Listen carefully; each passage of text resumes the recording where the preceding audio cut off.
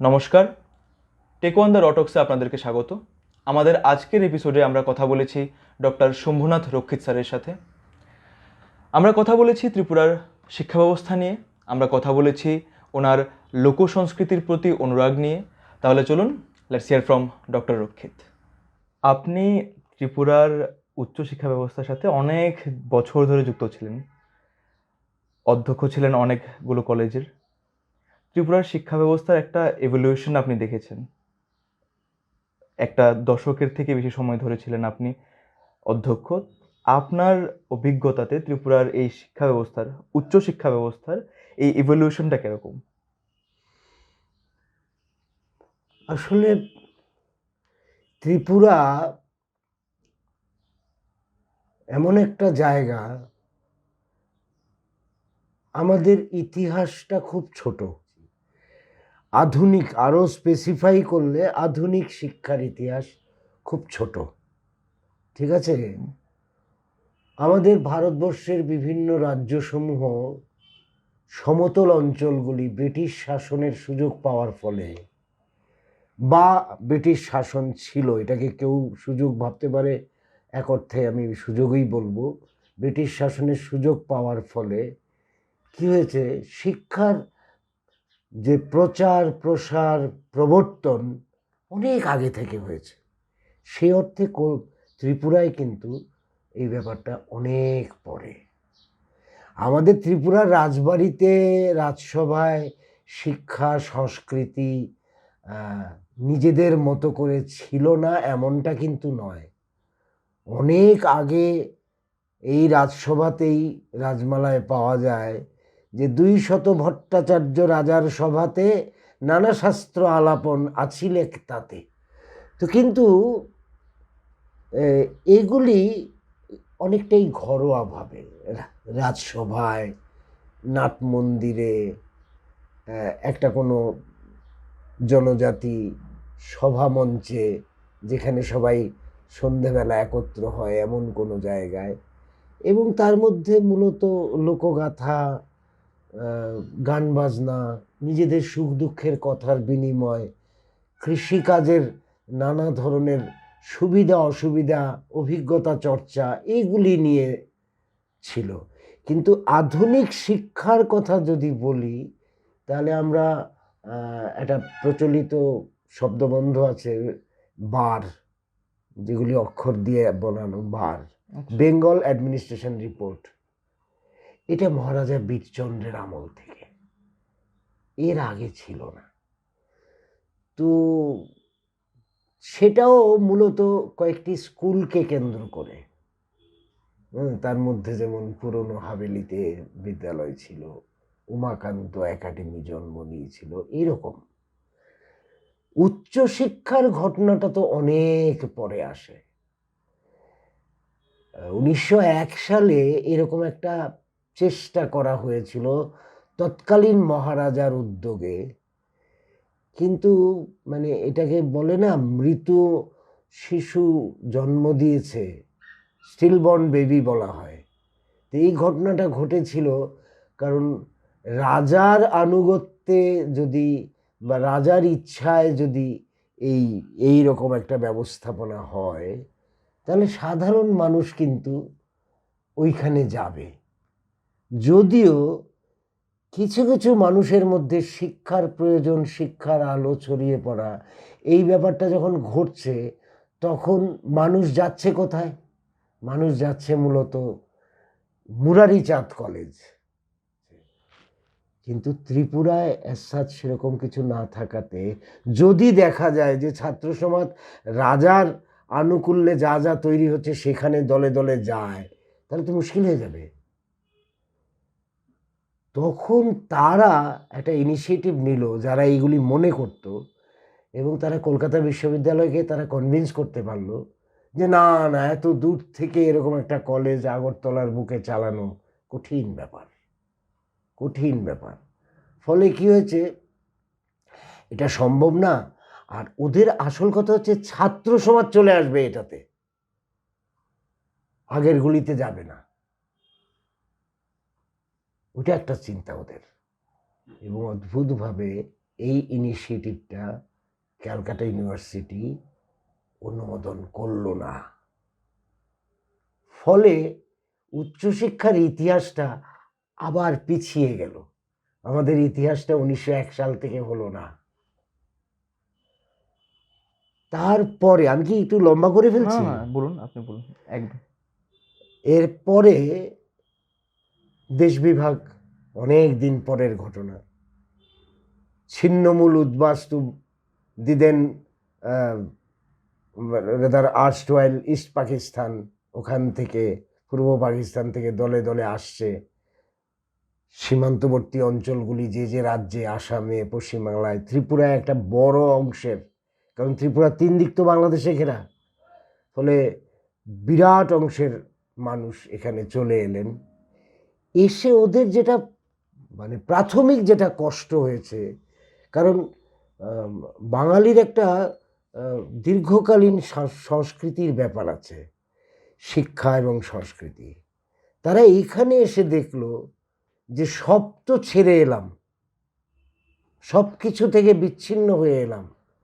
সবচেয়ে বড় জিনিস হচ্ছে আমাদের ছেলে মেয়েদের পড়াশোনা যেটা যেভাবে চলছিল সেটাও বিচ্ছিন্ন হয়ে গেল। এখন তাদের তো পঠন পাঠন দরকার। তখন মহারানী কাঞ্চনপ্রভা দেবীর কাছে উদ্বাস্তু মানুষ একে তাকে ধরে তার কাছে গেল এই আর্জি নিয়ে যে আপনি তো মা, আপনি আমাদের সন্তানদের শিক্ষার বন্দোবস্ত করুন। কারণ অনেকেই ম্যাট্রিকুলেশন ইত্যাদি পাস টাস করে এসছে, কিন্তু আর ফার্দার পড়াশোনা করতে পারছে না। ঠিক আছে, ওই তখন মহারানী, তার আগে কিন্তু মহারাজার ইউরোপ ভ্রমণের পরে মহারাজা যে স্বপ্ন দেখেছিলেন তার ত্রিপুরাকে ওইভাবে গড়ে তুলবেন, তার ফল হিসেবে কিন্তু এমবিবি কলেজের ভিত্তিপ্রস্তর স্থাপন হয়ে গেছে, বিল্ডিংয়ের খানিকটা অংশ তৈরি হয়ে গেছে সামনের দিকটা। কিন্তু ততক্ষণে দ্বিতীয় বিশ্বযুদ্ধ চলে এসছে এবং সেই সময়ে এইটাকে রাখা হয়েছে মিলিটারি হাসপাতাল হিসাবে, এই বিল্ডিং কমপ্লেক্সটাকে। সামনের দিকে যে ভেস্টিবলটা আছে এবং তার দুপাশে 2টা গ্যালারি ঘর আছে, এইটুকুই বিল্ডিং তৈরি হয়েছিল এবং এইটা তখন মিলিটারি হাসপাতাল হয়ে গেল। ঠিক আছে, ডিউরিং সেকেন্ড ওয়ার্ল্ড ওয়ার। আর আমি যেটা বলছি সেটা আরও পরে, মানে বাংলাদেশ থেকে, মানে তৎকালীন পূর্ব পাকিস্তান থেকে যারা এসছেন সেটা ওই 45-46 এইরকম সময়ে দলে দলে আসছে। তখন মহারানী মন্ত্রিসভার মিটিং দেখে, তিনি তো তখন রিজেন্ট মাতা মহারানী, আর ততদিনে মহারাজা এক্সপায়ার করে গেছেন, মানে মহারাজার অবস্থা খুব খারাপ, অল্প বয়সে মারা গেছেন উনি।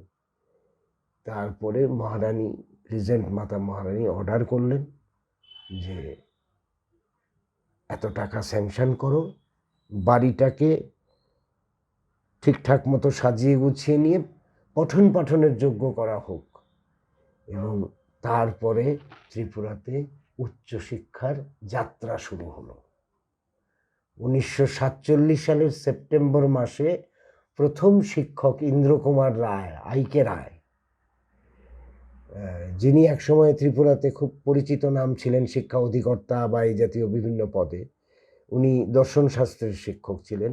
উমাকান্ত স্কুলে প্রথম ফর্ম বিলি হয় ভর্তির জন্য 1947 9 সেপ্টেম্বর। ওইখানে লেখা আছে এমবিবি কলেজের যে পুরনো লাইব্রেরি বিল্ডিংয়ে যে আমাদের রাজবাড়ি প্যাটার্নের যে বারান্দাটা, তার উপরে একটা নীল কালিতে সাদা রঙের উপরে একটা সাইনবোর্ড দেখতে পাবে এমবিবি কলেজের, ওইটাতে বলা আছে 1947 সাল 9 সেপ্টেম্বর হচ্ছে যাত্রা শুরু। ফলে বিবর্তনের ইতিহাস যদি রচনা করতে হয় তাহলে কিন্তু সময়টা বড্ড কম। এমবিবি কলেজ পরবর্তীকালে কৈলাস শহরে কিছু শিক্ষানুরাগী মানুষ, বিশেষ করে রামকৃষ্ণ, এখন এটা মঠ মিশন, আগে ওটা আশ্রম ছিল, সেই আশ্রমে যারা ছিলেন তারা, ভদ্রলোকের নামটা এই মুহূর্তে আমি মনে করতে পারছি না, যিনি ব্রহ্মচারী ছিলেন, তার তত্ত্বাবধানে, তার উৎসাহে তার পরামর্শে, তার সহযোগিতায় কৈলাসহর কলেজের জন্ম হয় 49-50 এই সময়ে, এমবিবি ঠিক পরেই। এরপরে আসে রাম ঠাকুর কলেজ। আমি এটা সাধারণ ডিগ্রি কলেজের কথা বলছি, জেনারেল ডিগ্রি কলেজের কথা। কিন্তু মিনহোয়াইল পলিটেকনিক ইনস্টিটিউট, বিবিএম, আজকে যেটা বিবিএম কলেজ, এটা ছিল বীর বিক্রম সান্ধ্য কলেজ, ইভিনিং কলেজ। এই কলেজের আগে কিন্তু পলিটেকনিক ইনস্টিটিউট, পলিটেকনিক ইনস্টিটিউটের পরে ত্রিপুরা ইঞ্জিনিয়ারিং কলেজ জিরানিয়া। মোটামুটি এইটুকু স্ট্রাকচার নিয়ে ত্রিপুরা হায়ার এডুকেশন চলছে। কিন্তু মানুষের চাহিদা দিনকে দিন বাড়ছে, তৎকালীন সরকার এই ব্যাপারে সেই রকম কোনো উদ্যোগ গ্রহণ করে না। ফলে দীর্ঘদিন কলেজীয় শিক্ষাটা ওই আগরতলা কৈলাসহর এর মধ্যেই সীমাবদ্ধ। 1978 সালে ত্রিপুরায় একটি রাজনৈতিক পট পরিবর্তন হয়। দীর্ঘ কংগ্রেস শাসনের অবসান হয়ে বামপন্থী একটা সরকার আসে। এনারা এসে একটা ভালো কাজ করলেন। এনারা প্রথমেই যেটা চিন্তা করলেন যে ছাত্রছাত্রীদের দরজায় উচ্চশিক্ষাকেও পৌঁছে দিতে হবে। স্কুল তো পৌঁছতে হবেই, বিদ্যালয় শিক্ষা তো যাবেই, করতে হবে। ওই তখন এনারা এসে এই ধর্মনগর, খোয়াই, কমলপুর একের পর এক কলেজ করতে শুরু করলেন। এবং স্কুল শিক্ষার কথা তো বলে লাভ নেই, একটা মানে আমূল পরিবর্তন। প্রথমত হচ্ছে সংখ্যাগত দিক থেকে রাজ্যের বিভিন্ন জায়গায় স্কুল, বিভিন্ন স্কুলগুলোকে উন্নীতকরণ, প্রাথমিক থেকে মানে নিম্ন মাধ্যমিক, মাধ্যমিক বা দ্বাদশ মান, এরকম একের। তখন তো দ্বাদশ সবে শুরু, দ্বাদশ পাঠের যাত্রা শুরু 1976 সাল। 78-এ প্রথম পরীক্ষা হয়, 76-এ নতুন সিস্টেমে প্রথম মাধ্যমিক পরীক্ষা হয়। ঠিক আছে, এর আগে এটা ছিল একাদশ শ্রেণী উচ্চ মাধ্যমিক শিক্ষা। আমি নিজে ওই একাদশ শ্রেণী উচ্চ মাধ্যমিকের ছাত্র। 76-এ এসে প্রথম মাধ্যমিক শুরু হয়, মাধ্যমিক পরীক্ষা। তার মানে কি, মাধ্যমিক 76-এ হওয়ার মানে হচ্ছে 73-এ সিস্টেমটা চালু হলো, 76-এ প্রথম পরীক্ষাটা হলো। এখন চতুর্দিকে হায়ার সেকেন্ডারি স্কুল বাড়ছে, তাহলে ফিডার ইনস্টিটিউট যদি বেড়ে যায়, কলেজ স্তরে আসার জন্য ছাত্র সংখ্যাও বাড়ে। এর ফলে কি হয়েছে, রাজ্যের সর্বত্র, মাঝখানে আরেকটা কলেজ হয় এই কৈলাসহরের পরে, বিলোনিয়া কলেজ। আমি দুঃখিত, এটা মিস করে গেছিলাম, ভুলে গেছিলাম, বিলোনিয়া কলেজ। তাহলে আগরতলা, কৈলাসহর, বিলোনিয়া, ওই দুটো প্রাইভেট, বেসরকারি উদ্যোগ, আর এগুলি সব সরকারি। রাম ঠাকুরটাও প্রাইভেট। এগুলি সব 1982 সালে সরকার অধিগ্রহণ করে, সব গভর্নমেন্ট কলেজ হয়ে যায়, এগুলি আর প্রাইভেট থাকে না। তো মোটামুটিভাবে উচ্চশিক্ষা প্রাতিষ্ঠানিক যে সংখ্যা বৃদ্ধি এবং উচ্চশিক্ষা রাজ্য জুড়ে প্রচার প্রসার এইভাবেই এগোতে থাকে। বর্তমানে আমি ঠিক অনেক দিন এই সিস্টেমের বাইরে তো রিটায়ার করে গেছি, বোধহয় 25 না 26টা সাধারণ ডিগ্রি কলেজ ত্রিপুরাতে আছে, 25 সম্ভবত। তো কিন্তু এবারে যদি প্রশ্ন আমি নিজেকেই করি যে সংখ্যায় তো অনেক কলেজ হয়ে গেল, এখন তো সুদূর গন্ডাছড়াতেও কলেজ আছে, ছইলেংটাতে আছে, এইখানে তুলাকোনায় চাম্পামুড়ার দিকে কলেজ আছে, old Agartala, old Agartala college, এরকম নানা জায়গায় কলেজ হয়ে গেছে। প্রশ্ন হচ্ছে, গুণগতভাবে কি উচ্চশিক্ষা সম্প্রসারণ হয়েছে? বন্দোবস্তের মধ্যে গুণের দিকটাও তো দেখতে হয়, খালি সংখ্যায় হলে তো হয় না। আবার সংখ্যার বিচারে আগরতলা এখন আরো কলেজ দরকার, আরো কলেজ দরকার। আমরা মাঝে মাঝেই পত্রপত্রিকাতে ইউনিভার্সিটির রেজাল্টকে কেন্দ্র করে ছাত্রদের আন্দোলন দেখি, আবার সরকারকেও দেখি উদ্যোগ নিয়ে এই ছাত্রদের পাশ করিয়ে দেওয়ার মতো কিছু উদ্যোগ টদ্যোগ নেওয়া হয়। এই সমস্ত ব্যাপারটাই না খুব পীড়াদায়ক এই জন্যে, ছেলে মেয়ে পড়াশুনো করেনি, পাশ করবে না, এটাই তো স্বাভাবিক। এক্স্যাক্টলি। ইউনিভার্সিটির পার্সেন্টেজ একদম নিচে চলে এসছে, 5%, এটাকে গ্রেস মার্ক দিয়ে বাড়িয়ে দেওয়া হোক, এবং সেটা আলটিমেটলি কি হয়, 80-82% হয়ে যায়, ফেল আর থাকেই না বললে। 100% সবাইকে পাশ করে দেওয়া হয়েছিল এই বছর। মাঝে মাঝে এই ধরনের দুর্ঘটনাগুলি ঘটছে, রাস্তায় বসে পড়েছে, পরের দিন সকালে পত্রিকার নিউজ।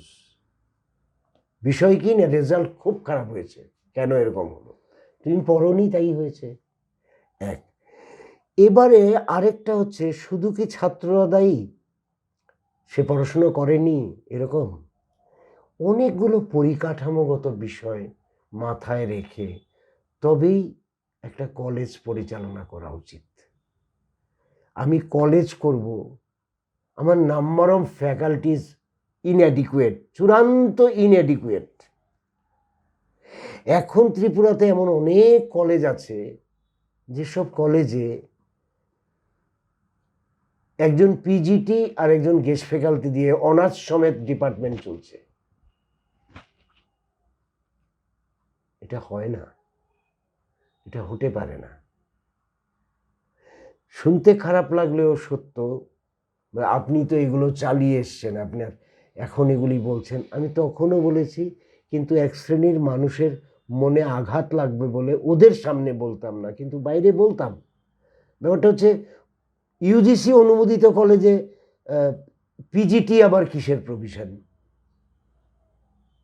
এটা কি? এটা ওটা রাজনৈতিক খেলা। বিগত শাসনকালে যারা এই কাজটা করতেন তাদেরও, আমরা তো এখন সব কিছুতে সংগঠিত হয়ে যাই, সংগঠন, দল ইত্যাদি হয়ে যায়, এবং সেটা কোনো না কোনো রাজনৈতিক দলের অ্যাফিলিয়েশনে থাকে। বিগত সরকারের আমলে এইরকম একটা ইনিশিয়েটিভ, খুব ভুলভাল ইনিশিয়েটিভ নিয়ে ত্রিপুরা রাজ্যের কলেজগুলিতে পিজিটি নিযুক্ত হলো। There is no such provision for appointment of PGT in the degree level colleges or affiliated colleges affiliated by UGC or university or something else. No provision. কিন্তু চলছে এইভাবে বিচার করলে কলেজে টিচার নেই, 100% ক্লাস অ্যাটেন্ডেড নয়, 100% ছেলে মেয়ে বসার জন্য উপযুক্ত স্পেস এবং ফার্নিচার পাচ্ছে না, 100% ছেলে মেয়েকে ছোট ছোট গ্রুপে বিভক্ত করে মাইক্রো টিচিং নামক যে গালগল্পগুলি আমরা করি সিলেবাসের অন্তর্ভুক্ত, তার কোনো ইনিশিয়েটিভ কলেজগুলোতে হচ্ছে না, টিউটোরিয়াল ক্লাস হচ্ছে না, ক্লাস নেবার জন্য টিচার নেই, রুটিনে অসংখ্য ক্লাস সপ্তাহে আনঅ্যাটেন্ডেড থাকে, এ ওর দোষ দেয়, ও তার দোষ দেয়। তো বিবর্তন যে হয়েছে, বিবর্তনটা কিন্তু খুব নড়বড়ে, বিবর্তনের কিন্তু একটা ঊর্ধ্বমুখী দৃষ্টিভঙ্গি থাকে। বিবর্তন খারাপটাও বিবর্তনের মধ্যেই পড়ে, কিন্তু আমরা কিন্তু সংখ্যায় অনেক দূর উপরে উঠে গেছি, গুণগতভাবে ত্রিপুরায়। আমি যদি আজকে টিভিতে একটি কোনো আলোচনা সভা, বিভিন্ন রাজনৈতিক সংগঠনের প্রতিনিধি, ছাত্র সংগঠনের প্রতিনিধি শুনি, আমি পশ্চিমবাংলার ছেলে মেয়েদের বা ভদ্রলোক ভদ্রমহিলাদের যখন আলোচনায় অংশগ্রহণটা দেখি, আমি ভাবি, আমার ত্রিপুরায় এরকম ছেলে মেয়ে তৈরি হচ্ছে না কেন? এইসব সংগঠনেরই ত্রিপুরাতেও তো আছে, কই এরকম গুছিয়ে কথা বলা, আঘাত করা, হাসি মুখে প্রচুর কথা তৈরি করে সামনে হাজির হওয়া, তাৎক্ষণিক বিভিন্ন প্রশ্নের উত্তর দিতে সক্ষম হওয়া, এবং পড়াশুনো করা, যে আসছে যারা কথা বলতে তারা প্রস্তুত হয়ে আসছে। আমার ত্রিপুরায় এটা হচ্ছে না কেন? আমার ত্রিপুরার শিক্ষা প্রতিষ্ঠানগুলিতে ওই চর্চাটাই নেই। আমার চর্চা নাই, মানে আমরা কোকারিকুলার অ্যাক্টিভিটিসটাকে অস্বীকার করি এবং আমরা আজও এটাকে কোকারিকুলার বলি বিভিন্ন ক্ষেত্রে। আগে বলতাম এক্সট্রা, আরও খারাপ বলতাম, তারপরে বলছি কোকারিকুলার। অ্যাকচুয়ালি প্রত্যেকটা জিনিস কারিকুলামের অন্তর্ভুক্ত হওয়া উচিত, যার মধ্য দিয়ে ব্যক্তি শিক্ষার্থী নিজেকে অভিব্যক্ত করার জন্যে পথ খুঁজে পাবে। শিক্ষা প্রতিষ্ঠানে অনেকগুলো গবাক্ষ থাকতে হয়, যার যার ব্যক্তিগত রুচি, পছন্দ, সামর্থ্য অনুযায়ী সেই পথ ধরে সে বাইরের পৃথিবীকে দেখতে পারে। ওই গবাক্ষতে যাওয়ার জন্যে তার একটা অনুশীলনের ক্ষেত্র প্রস্তুত হওয়া দরকার। সেই অনুশীলনগুলিই হচ্ছে না, ক্লাসই হচ্ছে না, অন্যান্য অনুশীলন বাদ দিলাম। এটা কি এরকম একতরফা কথা যে ত্রিপুরার কলেজগুলিতে ক্লাস হচ্ছে না? হবে না, হওয়ার সুবিধে নেই, টিচার নেই। তো আমি বিবর্তনকে যদি দেখি, অনেক ভালো কিছু ছিল না তা নয়। একটা সময় আমরা দেখতাম, বলতো আহা এমবিবি কলেজ, সোনার কলেজ, আমরা যখন পড়েছিলাম। এগুলি অনেক ক্ষেত্রে না ফালতু প্রমাণ হয়ে যায়। কেন ফালতু প্রমাণ হয়? তৎকালীন সময়ে বিখ্যাত শিক্ষক ছিলেন যে অমুকবাবু, আহা ইংরেজিতে লেজেন্ড, মনোবিজ্ঞানে তো উনি ছাড়া কোনো কথাই বলা যেত না। আমি সেই এমবিবি কলেজের ছাত্র, আমি সেই এমবিবি কলেজে ফ্যাকাল্টি ছিলাম 16 বছর। আমি সেই এমবিবি কলেজে প্রিন্সিপাল ছিলাম 15 বছর। এটা আমার জীবনে একটা পরম প্রাপ্তি। যেখানে পড়েছি, সেখানে পড়িয়েছি, সেখানে অধ্যক্ষ হয়েছি। আমি দেখেছি আজকের শিক্ষা ব্যবস্থা ইউজিসি নির্দেশিকা মতো এবং উচ্চশিক্ষা দপ্তর কর্তৃক নির্দেশিত যে ধারায় উচ্চশিক্ষা চলছে, ওই আহা বলে যে একজন টিচারকে আমি স্বর্গে তুলে দিলাম, সেই রাস্তা খোলা নেই। একজন টিচার বেরিয়ে আসছেন ক্লাস থেকে, এসে বসে অমুকের ক্যান্টিনে এক কাপ চা খেয়ে দুদান দাবা খেলছেন। কলেজের পরিবেশটা এমন সুন্দর, যেখানে ঢুকলে মনে হবে যে কিছু কলেজ শিক্ষক এখানে গল্প আড্ডা পড়াশোনার পরিবেশ করেছেন। এখন একজন শিক্ষককে ক্লাস থেকে এসেই কম্পিউটার রুমে ঢুকতে হয়, ওখানে গিয়ে উনি ক্লার্কের কাজ করেন। প্রিন্সিপাল নির্দেশ করেছেন এগুলি করতে হবে, এবং এগুলি টিচারদেরই করতে হবে, এই কাজগুলো অন্যদের দিয়ে হয় না। সার্ভিস বুক লেখা, করণিক পর্যায়ে যারা চাকরি করছেন তাদের সামর্থ্য নেই অনেকের। আমরা জানি করণিক পদে এমন বহু মানুষ ত্রিপুরা রাজ্যে ছিলেন যাদের কাছে আইএএস অফিসাররা টুলে বসে কাজ শিখত। এই লোকটা জানে ফাইল প্রসিডিং কিভাবে করতে হয়, কিভাবে প্রসেস করতে হয়, কিভাবে নোট দিতে হয়। আইএএস অফিসার টুলে বসে ওই করণিকের কাছে শিখছেন। কিন্তু আবার একই সঙ্গে এটা দেখেছি, কলেজগুলিতে পোস্টেড এমন সমস্ত কর্মচারী যেখানে সার্ভিস বুক লেখা, যেটা অন্যদের কোনো হাত দেওয়ার অধিকার নেই, এত রেস্ট্রিক্টেড, এটা কর্মচারীরা, যার নির্দিষ্ট কর্মচারী তিনি করবেন, প্রফেসররা বসে বসে করে দিচ্ছে এগুলো। কারণ ওই ইংরেজি, ওই বয়ান, ওই আইনগত কথাবার্তা, পে সংক্রান্ত, এনহ্যান্সমেন্ট সংক্রান্ত, introduction of new pay scale etcetera, service book up to date করে দিচ্ছে টিচার। তো এখন টিচারের আর ওই দিনটা নেই যে উনি ক্লাস করে এসছেন, অনিকপতি রায় অসাধারণ পড়ান উনি, এখন উনি কফি খাবেন, দুদান দাবা খেলবেন, তারপরে অনার্সের একটা ক্লাসে উনি যাবেন বেলা 2টোর সময়। এখন সেই দিনটা নেই।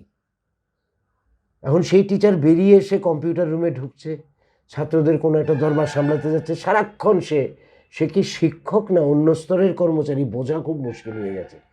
তাহলে আমরাও বিশ্ববিদ্যালয়ে যখন পড়েছি তখন দেখেছি যে স্যার এসে বসে আছেন এরকম, এরপরে ছেলে মেয়েরা কেউ এসে বলল স্যার আমাদের ক্লাস, ও আসছি যাও। উনি এলেন, বসলেন, সমুদ্রের জলের ধারার মতো, ফেনার মতো অনর্গল বেরিয়ে আসছে ওনার মুখ দিয়ে কথা। অভিভূত আমরা। ওখান থেকে বেরিয়ে গিয়ে উনি এক কাপ চা খেয়ে কোনো একটা জায়গায় বসে দুদণ্ড বিশ্রাম করলেন একটু পড়াশুনো করলেন, একটু লাইব্রেরিতে ঢুকলেন, দুজন পিএইচডি স্কলারকে একটু দেখলেন, দেখে আবার দিনের শেষে একটা ক্লাসে গেলেন। এখন রুটিনে এমনভাবে ক্লাস দেওয়া থাকে টিচারকে, তার দম আটকে আসে, এতগুলো ক্লাস করা। আবার সমাজের বিভিন্ন স্তরের লোকেদের দায়িত্ব পড়ে গেছে, অমুক টিচার ফাঁকি দিয়ে গেস্টকে দিয়ে ক্লাস করায়। আরে গেস্টকে দিয়ে ক্লাস করালে টাকা দেবে কে? গেস্টের তো একটা ক্লাসের জন্য 500 টাকা ধার্য করা, ও ক্লাস করলে তো টাকাটা চাইবে, ও টাকাটা দেবে কে? এইসব বাজে বাক্য বলে এখানে ওখানে কথা বলে বাজারে ছড়িয়ে দেওয়া। তো এই সব কিছুর মধ্য দিয়ে আমি যদি বলি তাহলে কি দাঁড়ালো? আসলে উচ্চশিক্ষা ত্রিপুরা রাজ্যে সত্যি খুব খারাপ অবস্থা, খুব দুরবস্থা। আমাদের বাড়ি হচ্ছে, বড় বড় বাড়ি হচ্ছে, আনসাইন্টিফিক বাড়ি হচ্ছে, যেখানে একজন টিচার ক্লাসরুমে ঢুকলে যদি দরজাটা বন্ধ করতে বাধ্য হয়, ওই কমন প্যাসেজে ছেলেমেয়েরা আড্ডা মারছে, একটা বিকট ধরনের আওয়াজ সৃষ্টি হয়। এই বাড়িগুলির কমন প্যাসেজ আছে, দুদিকে রুম, মাঝখানে কমন প্যাসেজ। ওখানে 5টা ছেলে মেয়ে যদি থাকে, অন্তত 10টা ক্লাসরুমে ক্লাস করা কষ্ট হয়, তখন দরজা বন্ধ করে দিতে হয়। এই দরজাগুলি বন্ধ করলে এই টিচারের, তিনি পুরুষ হন মহিলা হন, মহিলা হলে তো আরও কষ্ট, তার গলার স্বর ওই ছাত্রদের শেষ বেঞ্চ অবধি পৌঁছচ্ছে না। সাউন্ড সিস্টেম এত বিভৎস হয়ে গেছে যে ওই দরজাগুলি বন্ধ না করলে চলে না, আর বন্ধ করলে টিচারের গলা দিয়ে রক্ত বেরোচ্ছে, ছাত্রের কাছে পৌঁছচ্ছে না। আসলে এই বিল্ডিং ডিজাইনগুলো সেন্ট্রালি এসি সিস্টেমের ডিজাইন, সেটা তো দেওয়া হবে না। আমি এমনও দেখেছি ধর্মনগর কলেজে ভদ্রমহিলা কাঁদছেন, আমাকে একজন গ্রুপ ডি এমপ্লয়ি তাড়াতাড়ি ফোন করে বলল, স্যার আপনি তাড়াতাড়ি আসুন, অমুক রুমের অবস্থা খুব খারাপ। গিয়ে দেখি ভদ্রমহিলা দোস্তের মতো কাঁদছেন, কারণ তিনি আর চিৎকার করতে পারছেন না, আর তার ছেলেমেয়েরা, বছরের শুরুর দিকের ক্লাস, একেবারে জায়গা নেই, দাঁড়িয়ে আছে ছেলে মেয়ে, বেঞ্চ সারা ঘরেই আছে কিন্তু ছাত্র তার চেয়ে বেশি, দাঁড়িয়ে আছে, উনি চিৎকার করছেন, যাচ্ছে না ওনার কথা। ছেলেমেয়েরা বলছে ম্যাডাম শুনি না। সে সব মিলিয়ে একটা হযবরল অবস্থা ক্লাসরুমের। আমি বিবর্তনে যদি বলি গুণগতভাবে বিচার করা, আমাদের ত্রিপুরার সত্যি খুব করুণ অবস্থা। এই অবস্থা থেকে উঠে আসার জন্যে সবাইকে চিন্তা ভাবনা করা উচিত, মত বিনিময় করা উচিত, একটু একটু করে এক একটা অঞ্চল ধরে ধরে এই সংকটগুলো থেকে বেরিয়ে আসার ব্যবস্থা করে। সবার আগে দরকার হচ্ছে এই মুহূর্তে ত্রিপুরায় অন্তত 1,500 ফ্যাকাল্টি প্রয়োজন, 1600-র মতো ফ্যাকাল্টি, 1600+। অনেক দিন পরে 200 কতটা পোস্টের 201টা একটা বিজ্ঞাপন হয়েছে, তারপরেও নানা রকম আবারও বলছেন যে আবারও 200টা আলাদা করে ছাড়বেন, কোনো রকমে হবে আর কি। 401টা ইন 2 years of span। হবে না, হবে না, এত কলেজ হয়ে গেছে, ইউজিসি নর্ম বলে কিছু মেনটেন হবে না, এটা তো দরকার। স্যার আপনার প্রথম অ্যাজ এ প্রিন্সিপাল পোস্টিং কবে? 2011 সালের 11ই ফেব্রুয়ারি ধর্মনগর কলেজ। তারপর আবার এমবিবি কলেজ? না, তারপরে আমি চলে এলাম কৈলাসহর কলেজে 2015-র 28শে ফেব্রুয়ারি। এরপরে আমাকে বলা হলো যে আপনি 2টো কলেজের দায়িত্ব নেবেন। সো জুলাই 2015-য় আমি একই সঙ্গে আবার ধর্মনগর কলেজের দায়িত্বটাও নিই। সপ্তাহে 3 দিন কৈলাসহরে যাই, 3 দিন ধর্মনগরে থাকি, এইভাবে আমার চললো। তো আপনার এবং 2016-র মার্চ মাসে আমি পুরোপুরি আবার ধর্মনগর ফিরে যাই। আচ্ছা, 16র মার্চ থেকে 18র মার্চ অবধি, মানে 18র 19শে এপ্রিল অবধি আমি ধর্মনগর কলেজে থেকে 2018-র 20 এপ্রিল আমি এমবিবি কলেজে জয়েন করি এবং 2020-র জানুয়ারিতে আমি রিটায়ার করি। তো আপনি মোটামুটি 1 দশকের থেকেও বেশি সময় ধরে? না, 1 দশক না, 11 থেকে করি তো 9 বছর। এর আগে তো প্রিন্সিপাল ইনচার্জ ছিলেন আপনি? না না না না, ইনচার্জ না, আমি ফুল ফ্লেজেড প্রিন্সিপাল। আচ্ছা আচ্ছা আচ্ছা আচ্ছা।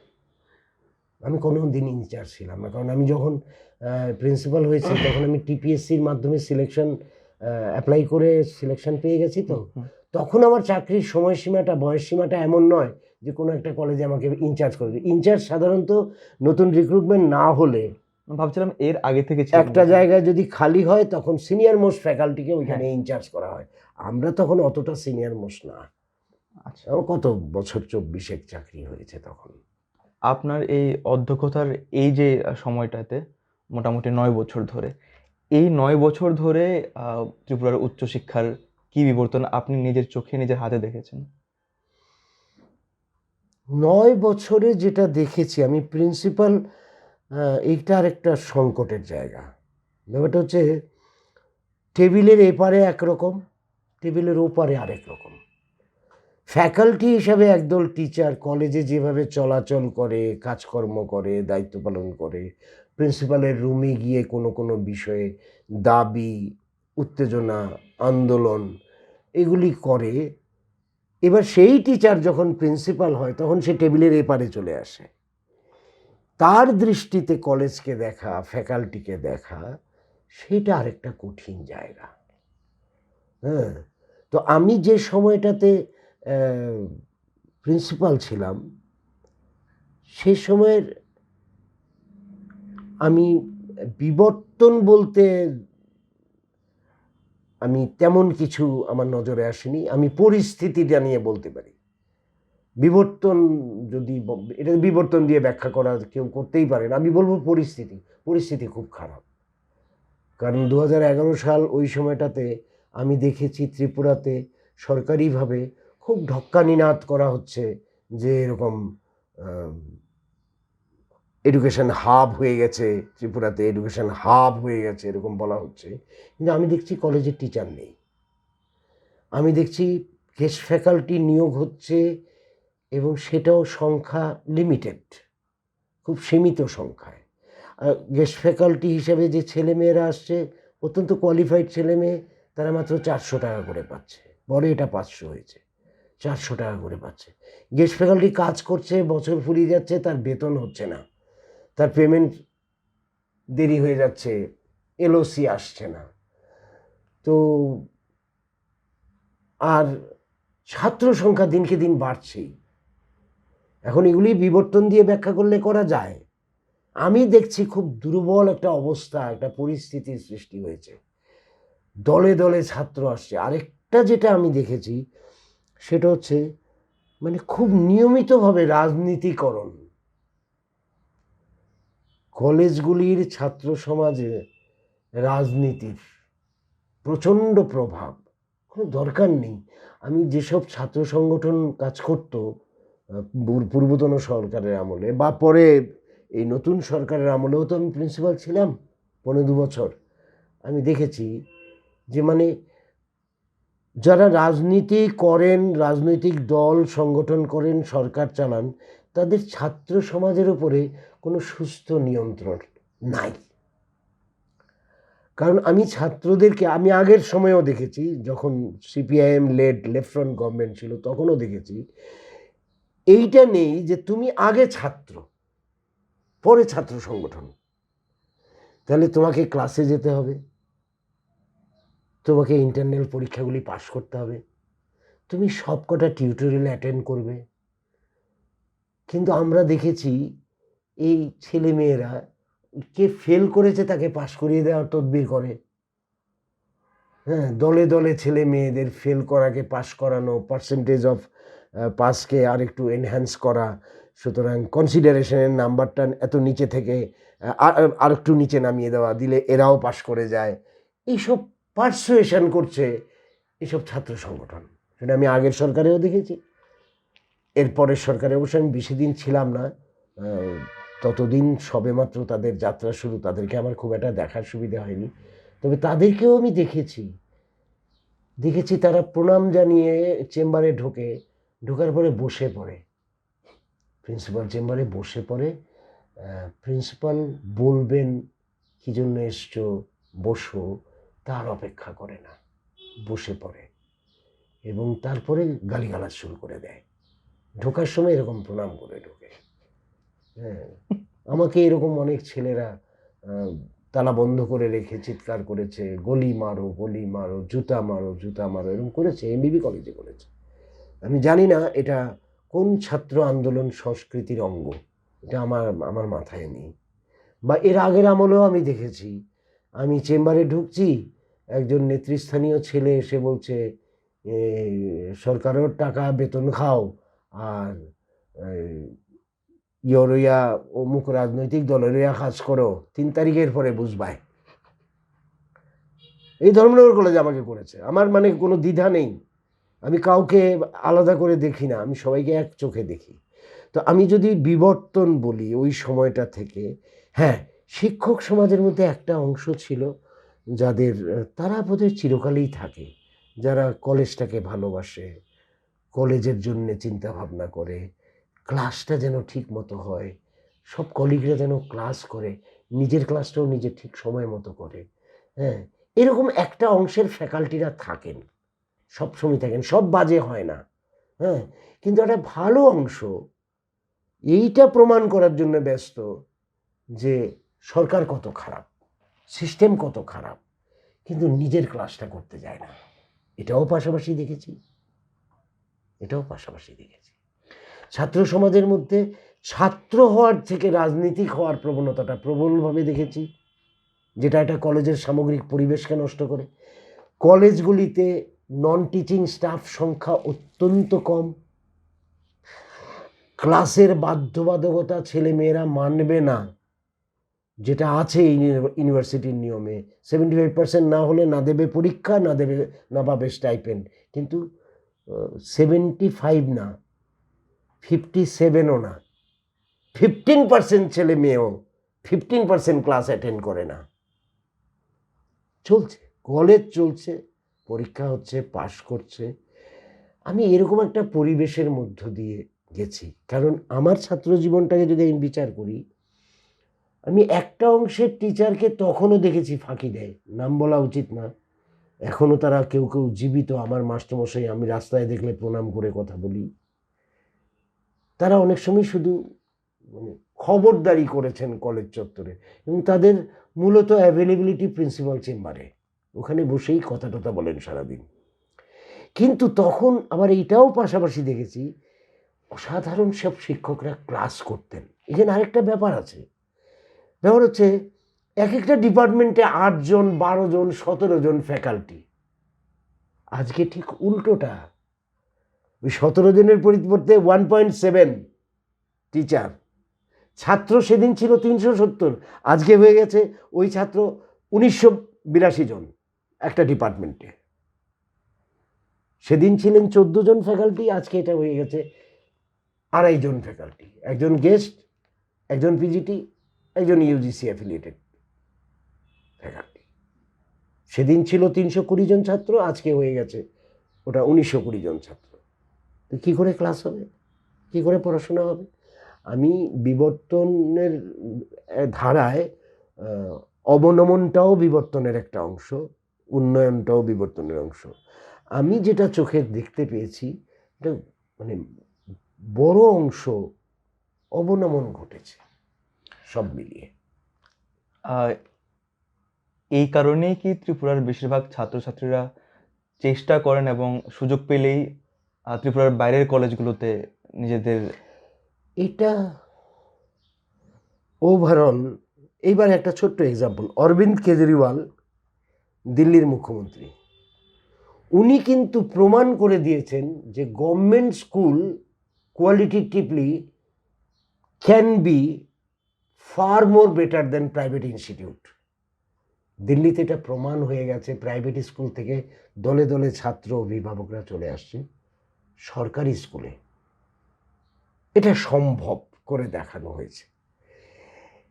এখন সরকারি ব্যবস্থাপনায় যদি আমাদের ত্রিপুরাতে, যেমন বললাম, আমাদের ব্রিটিশ ভারতের যে শিক্ষার ইতিহাস, সেই লর্ড কার্জন বা তারও আগে থেকে, সেই সুযোগ তো ত্রিপুরায় ছিল না। ত্রিপুরায় শিক্ষা, উচ্চশিক্ষার ইতিহাসটাই 1947-এ স্টার্ট হয়। ফলে কী হয়েছে, এর মধ্যে আমাদের কলেজগুলোতে এই এতক্ষণ যে কথাগুলি বললাম তার মধ্যে অনেকগুলো ইন্ধন রয়ে গেছে যে কলেজগুলোর গুণগত অবস্থানটা কোথায়। এখানে কি সেরকম কোয়ালিটি সম্পন্ন ফ্যাকাল্টি নেই? আছে, আছে। অনেক টিচার অসাধারণ পড়াতে জানেন, নিজের শিক্ষার জায়গাটা অত্যন্ত পাণ্ডিত্যপূর্ণ, যোগ্যতা সম্পন্ন মানুষ, শ্রদ্ধেয় মানুষ এই ত্রিপুরাতেও আছে বিভিন্ন সাবজেক্টে। আমি এমনও শিক্ষক, আমি পার্টিকুলার শিক্ষকের নাম বলবো না, যার হাতে একটা বদলির অর্ডার, প্রতিদিন বলা হচ্ছে যে ওনাকে কেন রিলিজ করা হয় না, ওনাকে ইমিডিয়েট রিলিজ করে দেওয়া দরকার। তখন কেউ কেউ আলোচনা করছেন যে উনি তো ফটিকরায় বদলি হয়ে গেছেন, কিন্তু দেখেছেন ঘুম থেকে উঠে ঠিক 9টা বাজার 5 মিনিট আগে উনি কীরকম রেডি হয়ে ক্লাসে ঢুকে যান। ওনাকে একজন জিজ্ঞেস করলেন, দাদা আপনি এটা কি করে পারেন? বললো, আমি যতক্ষণ পর্যন্ত রিলিজ না হচ্ছি ততক্ষণ আমি তো এই কলেজের শিক্ষক, আমার ছাত্রছাত্রীরা তো রুটিনে ক্লাস ধরা আছে, ওরা তো অপেক্ষা করবে। এই সব বিষয়গুলির পাশাপাশি রাষ্ট্রীয়ভাবে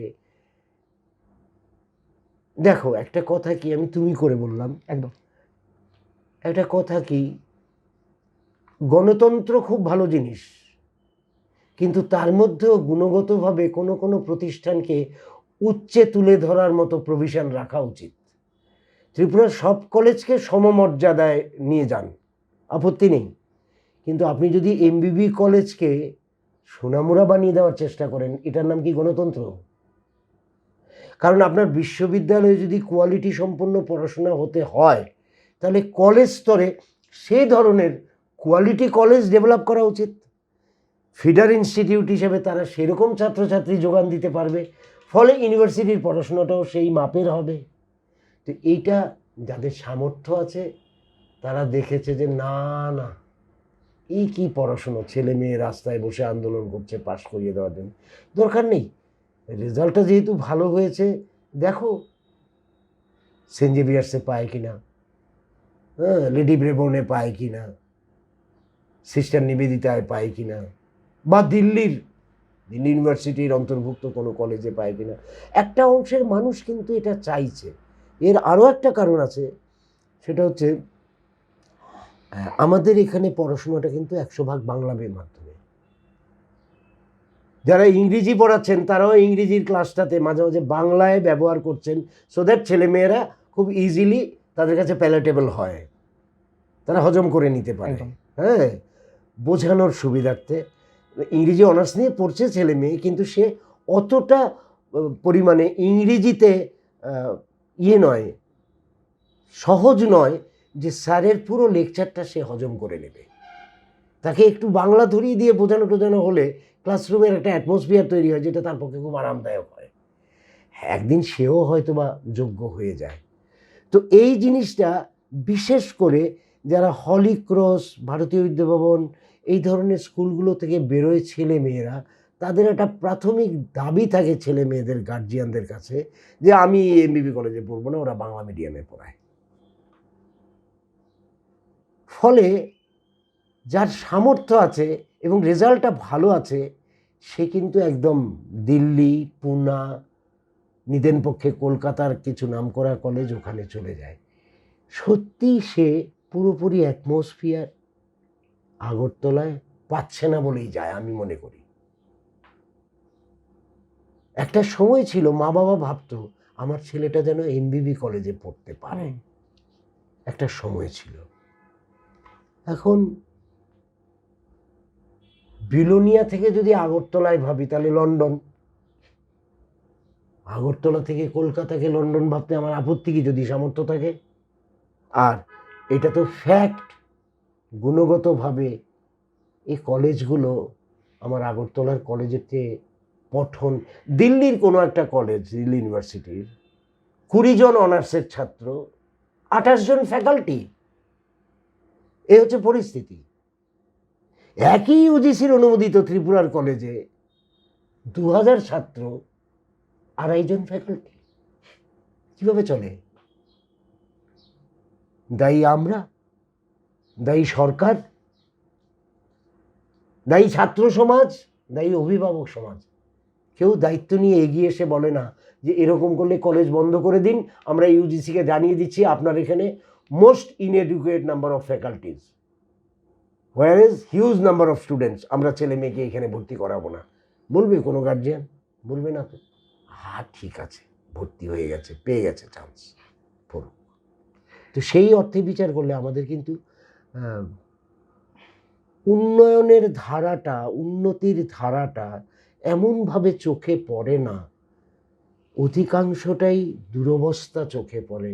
ফলে বিবর্তন শব্দটা ব্যবহার করা আমার পক্ষে খুব মুশকিল হয়, কারণ বিবর্তনে কিন্তু সব কিছু নিয়ে হয়, শুধু উন্নতিও নয়, আবার অমনমন নয় এমনও নয়, সবটাই বিবর্তনের মধ্যেই অন্তর্ভুক্ত। আমরা তখন কথা বলছিলাম ত্রিপুরার শিক্ষা ব্যবস্থা নিয়ে, এবার একটু অন্যদিকে সরে যাচ্ছি, আমরা লোকসংস্কৃতি নিয়ে কথা বলবো। আপনার লোকসঙ্গীতের প্রতি এত শ্রদ্ধা এবং এত অনুরাগ কেন? আচ্ছা, এই প্রসঙ্গে যাওয়ার আগে আমি আগের প্রসঙ্গে দুটো কথা বলে নিই। একটা হচ্ছে, আমি যেখানেই কখনো কথা বলার জন্য ডাকে যাই, আজকাল অবশ্য এইসব ডাক খোঁজ নাই, এনিওয়ে আমি অনেক কিছু থেকে দূরে আছি, তো আমি কিন্তু সবাইকে বলে দিতাম যে মাস্টারি চাকরি করতে করতে অভ্যাসটা তো মিনিমাম 45 মিনিটে আটকে গেছে, তো আপনারা কিন্তু যদি সমস্যা বোধ করেন হাত তুলে দেবেন, তাহলে আমি নেমে যাব।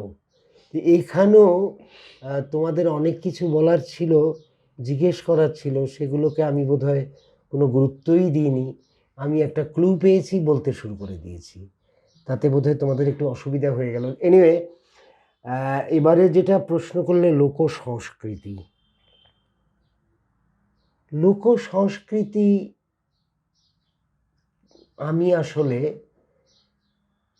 আমি তো অ্যাকচুয়ালি গ্রামেরই ছেলে।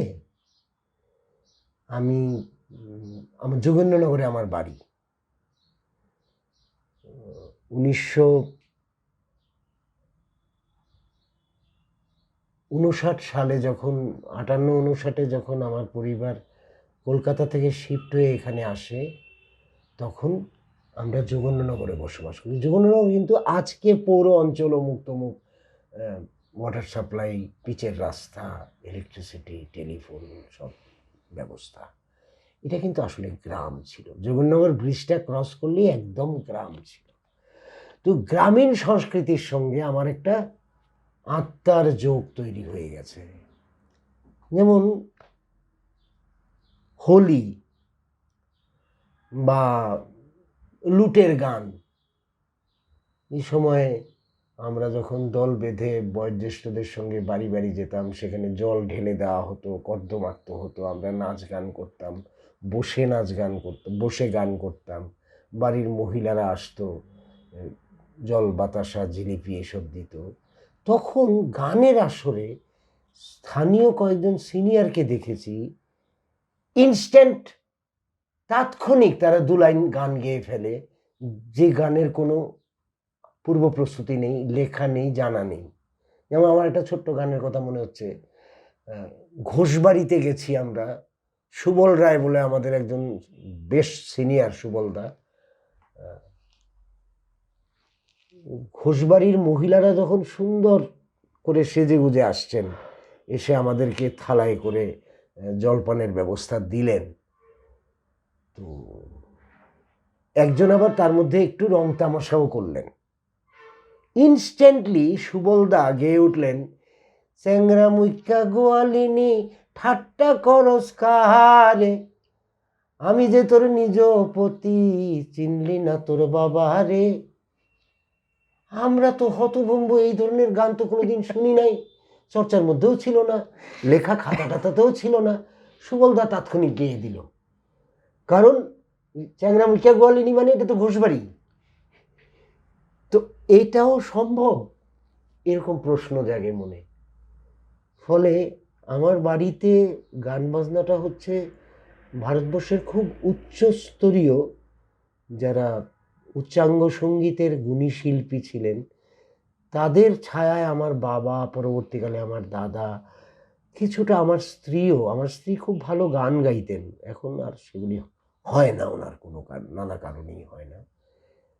আমার ভাইপো শরৎ বাজায়, আমার নিজের ছেলেও অদ্ভুতভাবে নিজে নিজে গিটার শিখে অনেক কিছু করেছে। আমাকে বলতো যে বাবা একটা বাউল গাও তো, আমি তোমার সঙ্গে বাজাই। কিন্তু এই যে একটা ধারা তৈরি হয়েছে পরিবারের মধ্যে, আমি কিন্তু সেই ধারার বাইরে। আমার গান বাজনা শেখার খুব ইচ্ছে ছিল, কিন্তু আমি শিখে উঠতে পারিনি। আমরা খুব গরিব ছিলাম। গরিব হওয়ার ফলে কি হয়েছে, দুবেলা দুমুঠো অন্ন সংস্থান করা যেখানে কঠিন, সেখানে গানের শিক্ষকের বেতন, যন্ত্রবাদ্য কেনা, তার চেয়ে বেশি দরকার অনার্স নিয়ে পড়াশোনা করে চাকরি পাওয়া। এক্স্যাক্টলি। বাড়িতে এরকম একটা আবহ তৈরি হয়েছিল। তো যাই হোক, ওই উচ্চাঙ্গ সঙ্গীতের আবহে আমি বড় হয়েছি, কিন্তু আমি সারেগামা জানি না, একেবারেই না। এই ব্যাপারে আমি মূর্খ। কিন্তু আমি গান গাই, লোকের গান শুনি, রেকর্ডের গান শুনি, গান গাই, রবীন্দ্রসঙ্গীতও গাই। যেটা সবচেয়ে বেশি ভয় পেতাম আর কি আমার ছাত্র জীবনে, সেটা হচ্ছে রবীন্দ্রসঙ্গীত। কারণ আমি দেখেছি রবীন্দ্রসঙ্গীত যারা জানেন, গান করেন, প্রভাব বিস্তার করেন, তাদের মধ্যে একটা অদ্ভুত উন্নাসিক ভাব আছে, যেন রবীন্দ্রসঙ্গীতটা তাদের একটা আলাদা এজেন্সি, অন্যরা পারে না, এটা অন্যরা করলে এটা অন্যায়, এরকম একটা ভাবভঙ্গি। গুরুদেবের গান টান কীসব কায়দা কানুন করে কথা বলে। তো আমি ওই নিজেও সব গান গাই, কীর্তনও গাই। আমি তো ওই যে হলুদ রঙের কোমরে পট্টি বাঁধা, গলায় লাল রঙের বা গেরুয়া রঙের ফতুয়া দিয়ে, মাফলার দিয়ে, ওই চলিতেছে অমুক সঙ্গ, আসিতেছে অমুক সঙ্গ, এই ধরনের কীর্তনের দলেও আমি গিয়েছি। কীর্তন গান করতাম, ঠাকুর কীর্তন, হরে কৃষ্ণ নাম কীর্তন করতাম আমি। ফলে একটা সময়ে আমার ওই উচ্চমার্গীয় গান শোনা হয়, গাওয়ার সাহস আর হয় না, কারণ আমি তো গান জানি না। আমি তো গ্রামার, সারেগামা শেখা, এই ব্যাপারগুলি নাই। আমি একটু একটু তবলা টবলা শিখেছিলাম, একটু ভায়োলিন চেষ্টা করেছিলাম। তো তখন আমার অনার্স পড়া, আমার বাড়িতে আর গুরুত্ব দিচ্ছে না, না না আগে পড়াশোনা করো। এরপরে একটু বড় হয়ে গেলাম, কিছু কিছু এই বাউল সাধকদের সান্নিধ্যে আসার সুযোগ হলো। তখন কিছু গানের কথা আমাকে খুব আপ্লুত করে। কিছু কিছু গানের কথা, বাউল তো একটা বিরাট ধারা। হ্যাঁ, একদমই। মানে লোকসংস্কৃতির অনেকগুলো বিভাগের একটা বিভাগ লোক হচ্ছে গিয়ে সংস্কৃতি লোকসঙ্গীত। যদি বলি, তাহলে আমি বলবো যে লোকজীবনের কথা, সুখ দুঃখ, ব্যথা বেদনা এবং আনন্দ, উৎসব, ফুর্তি, তাকে অভিব্যক্ত করার যে কথা, সেগুলিই লোককথা। তাকে ছড়া হিসাবে বা গানের পদ হিসাবে তৈরি করে তাকে সুরারোপ করে গাওয়া, তাহলে লোকসঙ্গীত। সুতরাং লোক সংস্কৃতি একটা বিরাট ক্ষেত্র জুড়ে লোক সংস্কৃতি। তার মধ্যে গান আছে, নৃত্য আছে, বাদ্য আছে, গাথা আছে, কথা আছে, লোকগাথা, লোককথা, অনেক কিছু আছে। ইভেন দ্য প্র্যাকটিসেস, যদি আমি ফর এক্সাম্পল আমাদের শ্রাদ্ধ বাড়ির যে রীতিগুলো, বা আমাদের নববর্ষের সময় সকালে উঠে আমরা যা করছি, বিয়ে বাড়ি, বিশেষ করে শ্রীহট্টি অঞ্চলে, একদম আমি জিজ্ঞেস করেছিলাম যে এই যে মানে গান, ওই যে গানটা কি গান জানি, বিয়ে বাড়িতে মূলত রাত্রে গাওয়া হয়, যেটা নেচে নেচে, ধামাইল। ধামাইল। তো এ তো সারা রাত চলছে, তো পাশের বাড়িতে আমরা ঘুমোতে পারছি না, ভালোও লাগছে, ডিস্টার্বও হচ্ছি। তখন আমি এক দুজন এই সমস্ত বিষয়ে ধারণা রাখেন এমন মানুষের সঙ্গে কথা বললাম যে এটা কেন হয়। তখন বললো, শুনুন, শ্রীহট্টীয় বাংলা অঞ্চলে দেখা গেছে একটা বৈবাহিক অনুষ্ঠানে এত ছোট ছোট ছোট ছোট নিয়ম বিধি পালন করা হয়, যা দীর্ঘ সময়কাল ধরে চলে। এখন এগুলো করেন বাড়ির কয়েকজন, কারণ আগামীকাল বিয়ে, সকালের মধ্যে এগুলি শেষ করতে হবে, প্রয়োজনে সারা রাত হবে। এই যে কর্মধারাটা চলবে, তাকে জাগিয়ে রাখার জন্যে পাশাপাশি আনন্দের উৎসবের আয়োজন করা, গান, নৃত্য, ধামাইল, মাঝে মাঝে চা, জল, মুড়ি, জিলেপি সব খাওয়া, আবার করা। কারণ এগুলো না করলে কি হবে, ওই যে জেগে থেকে কাজগুলো করতে হবে, কখনো একটু কুয়াশার জল তুলতে হবে, কখনো এটা করতে হবে, কখনো সেটা করতে হবে, এগুলো মহিলারা করছেন। এ কাহাতক করবেন যদি তারা ইন্ধন না পান। আর এটাকে কেন্দ্র করে কি হয়, আশেপাশের মানুষজন একদিন অমুকের বাড়িতে গিয়ে দুদণ্ড গান গেয়ে নৃত্য করে আনন্দ লাভ করে। তো এখন বাউল যদি আমি বলি, বাউল কিন্তু একটা অঞ্চলের গান, মূলত বীরভূম প্রধান। ওইখানে আমি গিয়ে দেখলাম, আমি কারণে কারণে বিভিন্ন অনুষ্ঠানে উৎসবে গেছি। আমি কিছুদিন শান্তিনিকেতনে কাজ করেছিলাম, একটা কাজ, তখন আমি বেকার, আমি পাঠভবন কিচেনের ম্যানেজার ছিলাম। আমি টেলিফোন খাতা নিয়ে হিসেব করিও করতাম, বাজারেও যেতাম, মরা পাঁঠার মাংসও কিনতাম, আবার ট্যাঙ্কের জলে নোংরার মধ্যে দাঁড়িয়ে বাটি মেজে থালা ধুয়ে তুলে আনতাম, কারণ অ্যাট এ টাইম 65 থেকে 72 জন ছেলে মেয়ে খেতে আসবে, একদম ক্লাস 3 থেকে 10 পর্যন্ত। বিশ্বভারতীতে আমি একই সঙ্গে অনেক কিছু পেয়েছি। আমি আব্দুল হালিম জাফর খান সেতারও শুনেছি, আমি আমজাদ আলী সেতারের সঙ্গে অনিন্দ্য চট্টোপাধ্যায় আর আরেক ভদ্রলোকের নামটা ভুলে গেলাম, ওদের তবলাও শুনেছি। আমি এরকম অনেক কিছু দেখেছি। শান্তিনিকেতন আমার কাছে একটা ভালো লাগা, আবেগে জড়িয়ে থাকার একটা জায়গা, যেখানে আমি ছিলাম কিছুদিন কলকাতা বিশ্ববিদ্যালয়ে পড়াশোনা সেরে। আবার পাশাপাশি পেয়েছি বাউল। হ্যাঁ, তো বাউল গানের কথার মধ্যে, বাউলদের অনেক গানের কথা আছে যেগুলো আমরা বুঝি না। আমি যেমন গানের অনেক কিছু বুঝি না, কিন্তু সুরে পাগল, গানের সুরটাই আমাকে আনন্দ দেয়। বাউলের গানের এমন কিছু কথা আছে যে কথাগুলো ভাবায়। হিংসা নিন্দা ঘৃণাদি মান সম্মান কামাদি, এই সব চূর্ণ বিচূর্ণ করে যে জন গড়েছে, গড়েছে ঘরের বেদি, বেদিতে ধীরে চরণ আছে নিত্য নিরঞ্জন, গুরুর কৃপায় খুললে নয়ন, তখন দেখা দেয় তারে, পাবি না কোনোদিন নিরাকারে। আমরা বলি নিরাকার ব্রহ্ম, নিরাকার ব্রহ্ম। বাউল বলছে কোনো নিরাকার বলে কিছু নাই, সব কিছু সাকারে। তুমি যদি উচিত গুরুর সান্নিধ্য পাও, গুরু তোমার যদি চাবি দেয়, তুমি দরজা খুলতে পারো, তুমি তারেও দেখতে পাইবা। তো ওই করে না আমি একটু বাউল গান শোনা, বাউল গাইতে চেষ্টা করা।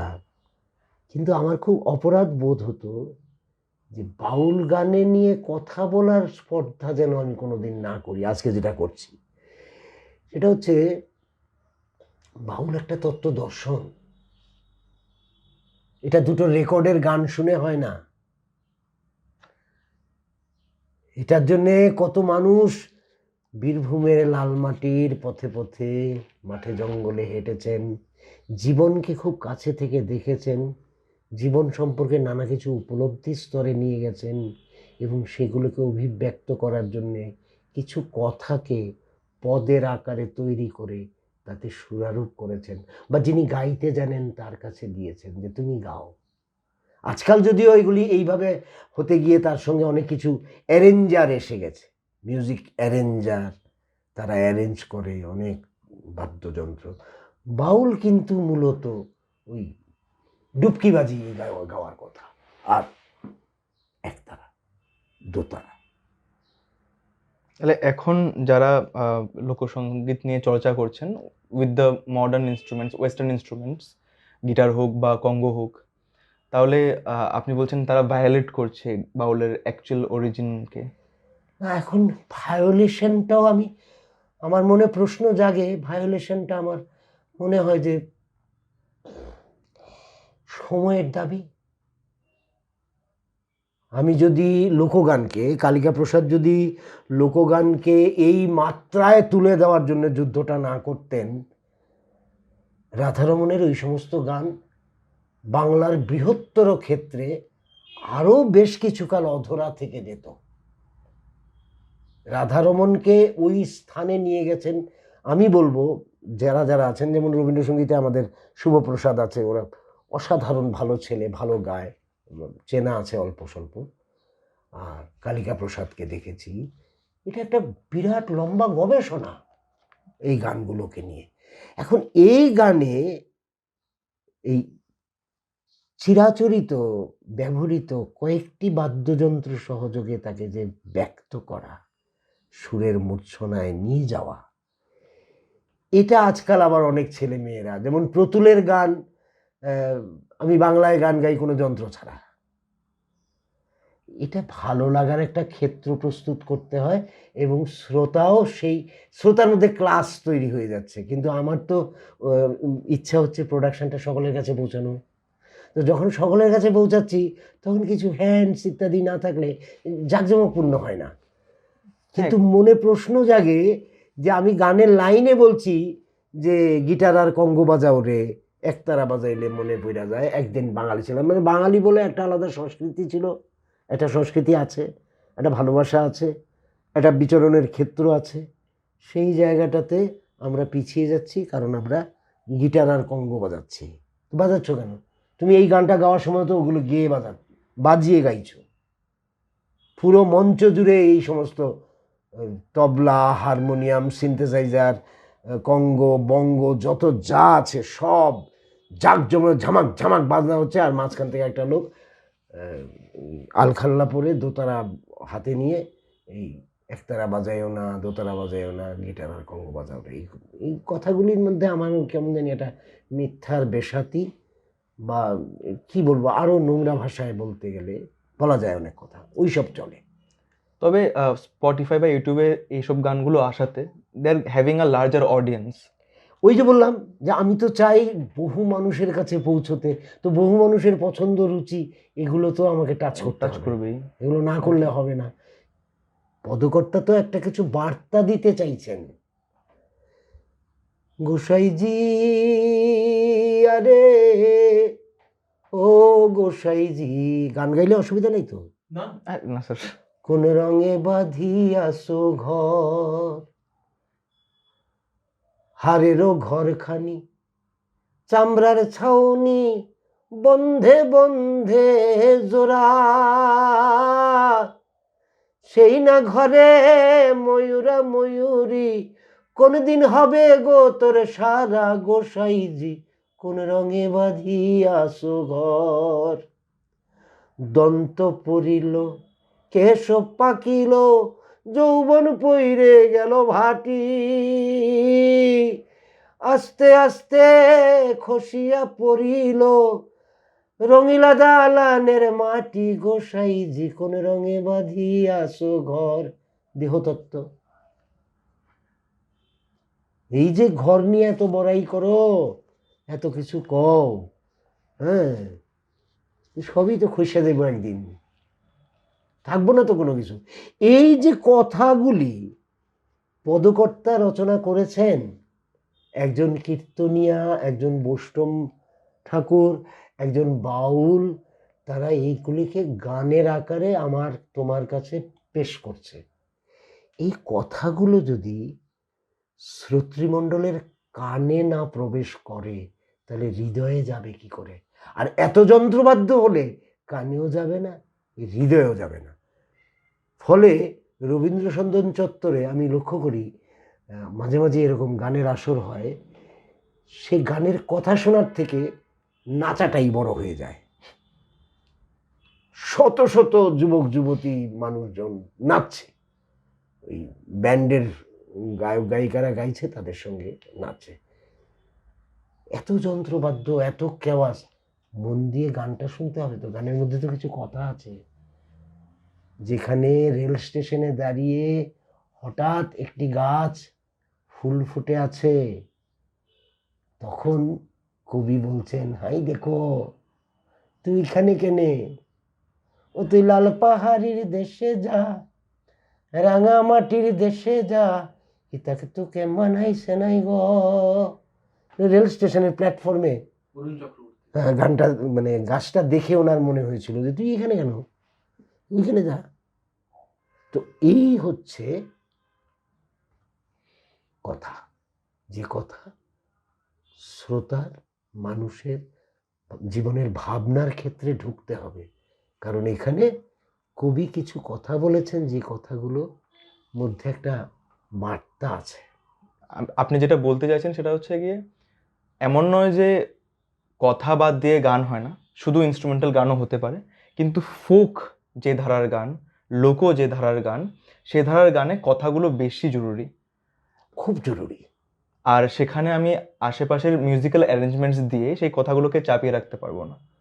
পারবো না, আমার উচিত না এটা। একদম। শেষ করবো আপনার পছন্দের সবচেয়ে একটি প্রিয় গান দিয়ে, খালি গলায়, কোনো না, ইনস্ট্রুমেন্ট ছাড়া। ওই ইনস্ট্রুমেন্ট ছাড়া গান, আমার গান তো তোমাদের ভালো লাগে না, কারণ আচ্ছা, কে বললো ভালো লাগে না? বেসুরো গান। আপনার গান শুনে ফুল ফুটে গেছে। তো আমরা আপনার একটা পছন্দের গান দিয়ে, খালি গলায়, সেই গানটা দিয়ে আমরা শেষ করবো স্যার। ঘরের মধ্যে ঘর বানায়া, ঘরের মধ্যে ঘর বানায়া, খেলছে সাই আজব খেলা। ঘরের মধ্যে মিলাইছে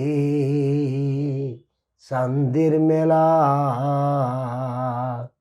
ঘরের মধ্যে মিলাইছে চাঁদের মেলা।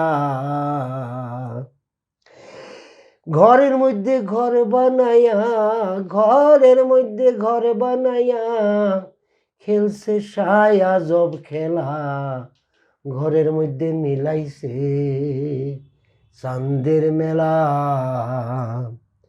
এই ঘরের 8 কুঠুরি 9 দরজা, এই ঘরের 8 কুঠুরি 9 দরজা, 6 স্টেশনে 7 তালা।